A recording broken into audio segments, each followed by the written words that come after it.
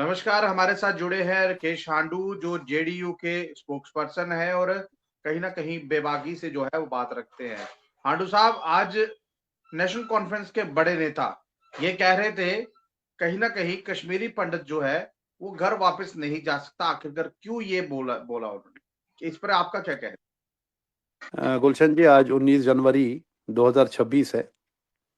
शायद आपको मालूम होगा, 19 जनवरी 1990 को हमारा निष्कासन हुआ था, जब एक कश्मीरी पंडित, जिसकी वहाँ पे 5000 साल की हिस्ट्री है, कि वो उसको वहाँ से खदेड़ा गया था पाकिस्तानी आतंकवादियों द्वारा। तभी फारूक अब्दुल्ला ही चीफ मिनिस्टर था, और यही वो आदमी है जो उस टाइम पे लंदन भाग गया था, हमारी को खतरे में डाल के, और वहाँ से बयान दे रहा था कि हमको जगमोहन ने वहाँ से निकाला है। इस आदमी को सबसे पहले तो इसके ऊपर इन्वेस्टिगेशन बैठनी चाहिए कि ये ऐसे बयान क्यों दे रहा है। ये सठिया गया है, मेरे को लगता है ये शायद इसको मेमोरी लॉस हो चुका है। ये बयान ऐसे दे रहा है, आपने बयान नहीं सुने। बोले हमने कब उनको रोका। अरे भगाया आपने तो, रोकने वाले आप कौन होते हो? ये तो हमारी मातृभूमि है, हमारी 5000 साल की हिस्ट्री है वहाँ पे। और आप बोल रहे हो कि Kashmiri Pandits can come here as a tourist. हम तो एज ए टूरिस्ट आप वहाँ पे आ ही रहे हैं, आपकी बदौलत। अगर आप 1987 में इलेक्शन नहीं करते, वहां पे राजीव फारूक अकॉर्ड नहीं करते, तो वहां पे MUF नहीं आता, जिसको हम बोलते हैं मुस्लिम। पे आप सीटें जो जीत रहे थे वो देते। आपने तो सेंटर से मिला के उनको बिल्कुल ही बेदखल कर दिया। वही मुस्लिम यूनाइटेड फ्रंट ने सलाउद्दीन को पैदा किया। उसी MUF की वजह से वहां पे गन आया। पाकिस्तान तो इस ताक में था ही, सेंटर में हमारी सरकार वीक थी, और वहां पे गन कल्चर आ गया। और ये खुद वहां पे अपनी चीफ मिनिस्टर छोड़ के वहां के लोगों को, majority community, minority community, Sikhs है जितने भी वहां पे रह रहे थे, माइनॉरिटीज प्लस जो वहां पे मेजोरिटी कम्युनिटी है, उनको बंदूक की नोक पे वहां से भाग गया। और लंदन से गॉल्फ खेलते खेलते बयान दे रहा था कि जगमोहन ने हमें भगाया वहां से। शर्म आनी चाहिए। ये तो उसके बाद इतने साल वहां पे चीफ मिनिस्टर रहा है, कभी इसने प्रयास किया? और ये कौन होता है डिसाइड करने वाला कि वहां पे आए हम नहीं आए? वो हमारी मातृभूमि है। है? ये सेंट्रल गवर्नमेंट को डिसाइड करेगी कि हमको रिहेबिलिटेट होना है वहां पे। और कौन कहता है कि हम नहीं आना चाहते अपने? कौन अपने, आज चिड़िया भी सुबह निकलती है, घूमती है, और वापस शाम को घोंसले में जाती है। हम तो अपना घोंसला छोड़ के आए हैं वहां से। बिल्कुल। इसका बेटा बयान देता है कि कश्मीरी पंडित। मेरे को सबसे पहले गुलशन जी इनसे सवाल पूछना चाहता हूं आपके माध्यम से। आज उमर अब्दुल्ला को वहां पे चीफ मिनिस्टर बने हुए ऑलमोस्ट साल होने वाला है। क्या इसने अभी वहां पे बैठ के कश्मीर में जो ये बयान आज जम्मू में दे रहा है, वहां पे जाके सुध ले ली? जो वहां पे हमारे PM पैकेज के एम्प्लॉयज रह रहे हैं, वो किन कंडीशंस में रह रहे हैं वहां पे? 14 साल से तो क्वार्टर नहीं बन पा रहे हैं वहां पे, जो वहां पे राजबाग जवाहर नगर में रह रहे हैं, जिनके लिए मैं रोज लड़ता हूँ। उनको तो वहां पे जवन में, मैं अभी पीछे गया था जब मैं डुल्लू साहब से मिला था, इनके इश्यूज को लेके, जगती के इश्यूज को लेके, जो रिलीफ एनहेंसमेंट है उसको बढ़ाने के लिए मैं गया था वहां पे स्टेट गवर्नमेंट से बात करने के लिए। तब मैं जगती विजिट किया था, मुझे तो वहां पे रोना आया। वो तो एक पहाड़ी के ऊपर है, सुनसान जगह है वहां पे। आज भी वहां पे 14 साल में क्वार्टर नहीं बना पाए। क्या उमर अब्दुल्ला साहब एज ए चीफ मिनिस्टर कभी गए हैं वहां पे? क्या इन्होंने वहां पे, क्या माइनॉरिटीज वहां पे नहीं है क्या? ये तो वहां पे मेजोरिटी कम्युनिटी के लिए कुछ नहीं कर पाए, जो धोखा दे के, झूठ बोल के, टोपी पे भीख मांग रहा था ये। खुदा इसी के पास में तो वोट। और जब इसको 50 से सीटें वहां पे दी गई है, आज ये अपने फेलियर्स को थोप रहा है LG प्रशासन के ऊपर। 3 लाख रुपए तनख्वाह बढ़ाने के लिए तो पावर है इसके पास। 20-20 गाड़ियों में कारवां लेके घूमने के लिए है इसके पास। गुलमर्ग में स्केटिंग करने के लिए पैसा है सेंट्रल गवर्नमेंट का, स्टेट गवर्नमेंट का। लेकिन जब कश्मीरी पंडितों की रिहेबिलिटेशन की बात आती है तो इनको सांप सूख जाता है।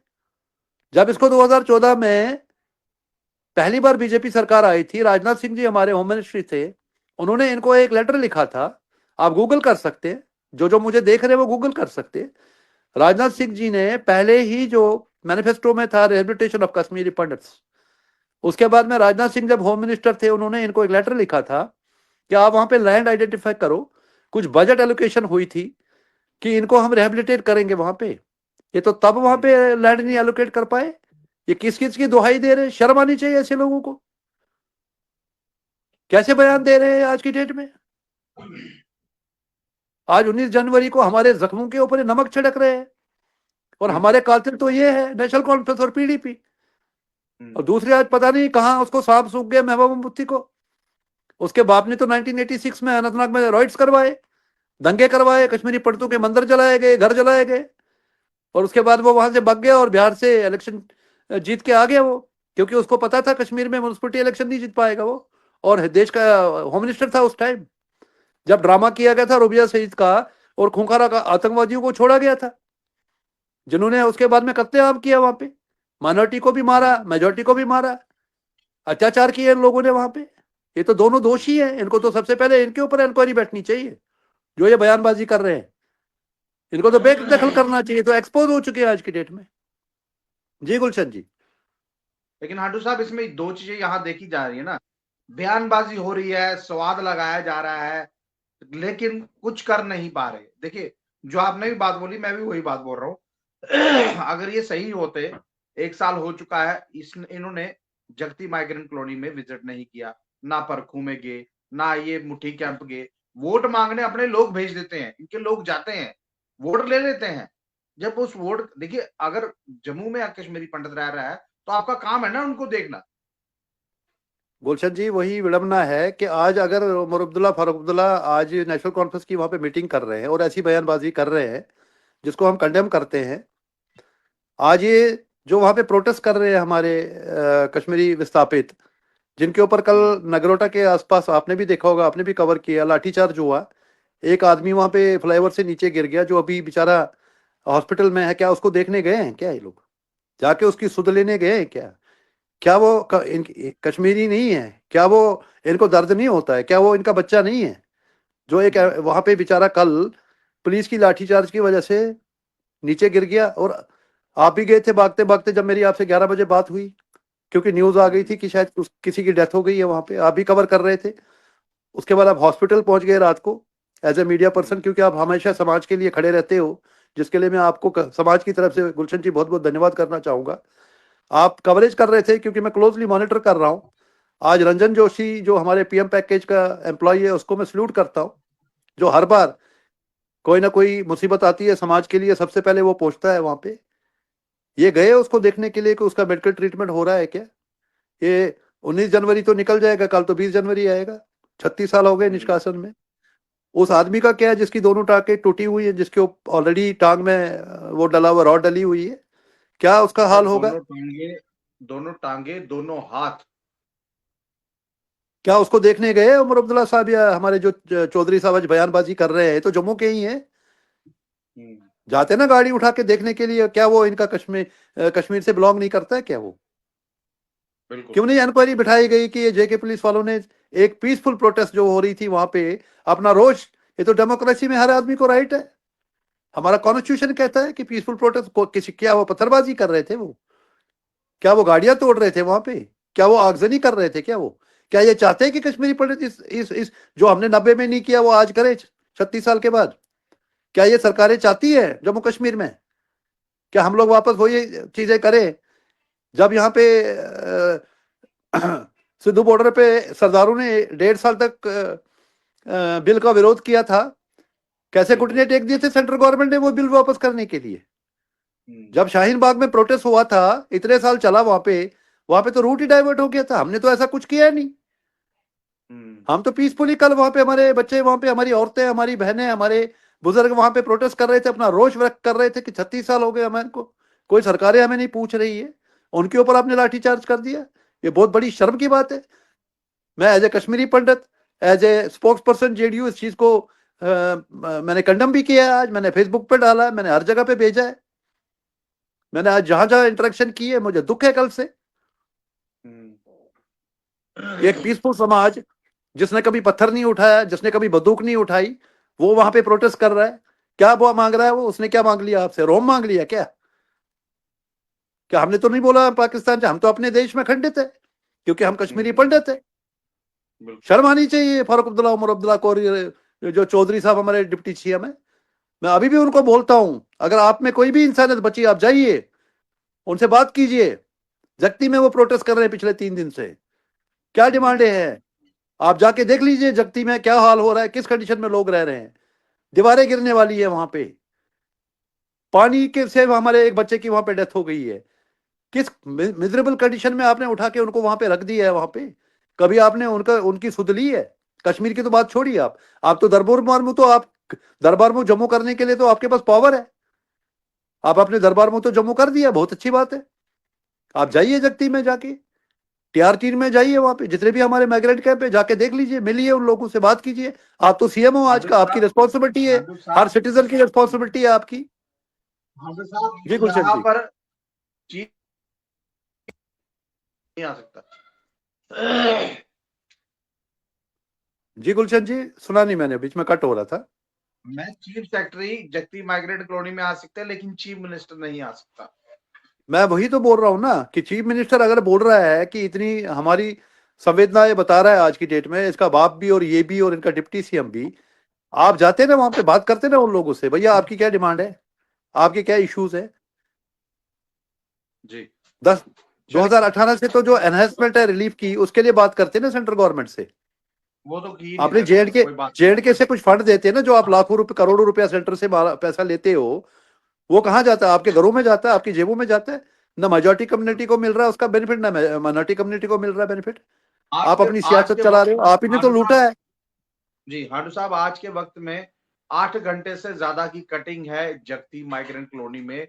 लाइट नहीं है, कुछ लोग वेंटिलेटर पर है, कुछ बुजुर्ग है, मैक्सिमम लोग बीमार है, लेकिन लाइट है नहीं। ये कहते हैं कि फ्री में लाइट दे रहे हैं, लाइट दें क्यों? ये हालत है वहां पर।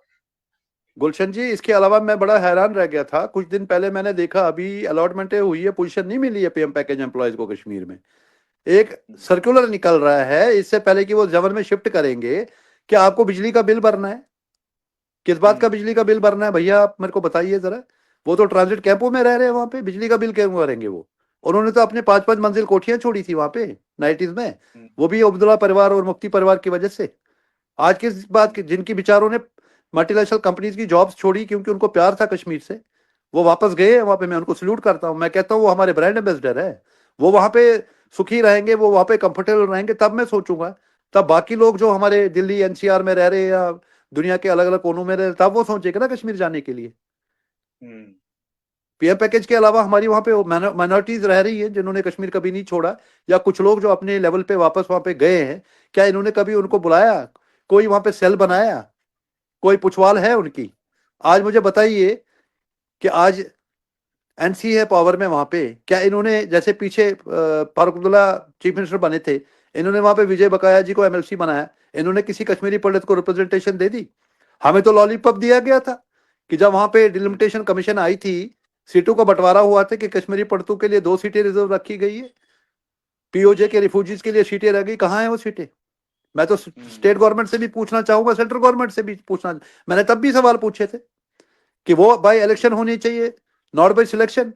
क्योंकि हमारे बीजेपी पीडीपी जब सरकार थी, हमारे 2 एमएलसी थे वहां पे, उन्होंने क्या किया समाज के लिए? अपने घर बना लिए, क्लिनिक बना लिए, पैसा बना लिया, प्रॉपर्टियां बना ली और परे हो गए। यही एनसी चाहती तो एक एमएलसी दे देती हमारे को, एक राज्यसभा मेंबर के लिए कश्मीरी पंडित को, एक माइनॉरिटीज को उठाती। राज्यसभा सीटें भी आप ले गए, एमएलसी आपने दिया नहीं, और बातें कर रहे हो कश्मीरी पंडितों के रिप्रेजेंटेशन के लिए। आप कौन होते डिसाइड करने वाला? ये जेडीयू और सिविल सोसाइटी डिसाइड करेगी। और मैंने इसके लिए, आप देख रहे होंगे फेसबुक पे, मैंने इसके लिए ऑलरेडी मुहिम शुरू कर दी है।